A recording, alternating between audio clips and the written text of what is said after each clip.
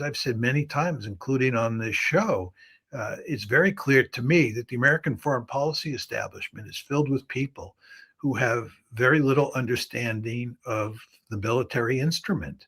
And most importantly, they don't have a healthy appreciation of the limits of military power. Um, you really have to think long and hard when you go to war about what your goals are.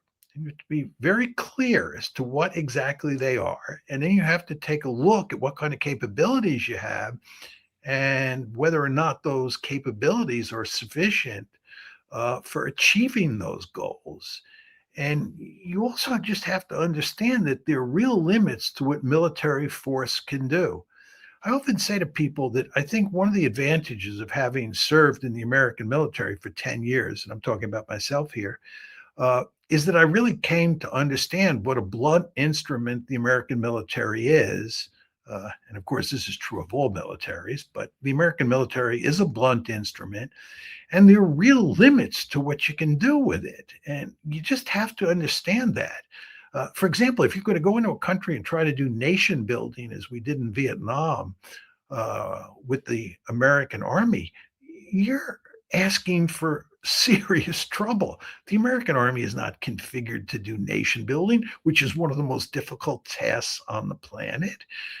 If you have a powerful air force and you think you can just simply go in and decapitate and that's going to produce some sort of magical outcome, you haven't studied military history. You don't understand what the limits of a decapitation strategy are.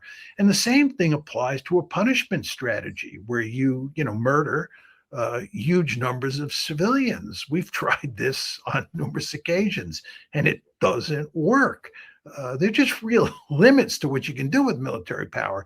And again, I think one of the problems is that huge chunks of the American national security establishment they don't have a good sense of just what the limits are and how you want to think strategically about employing the military that you have at your disposal.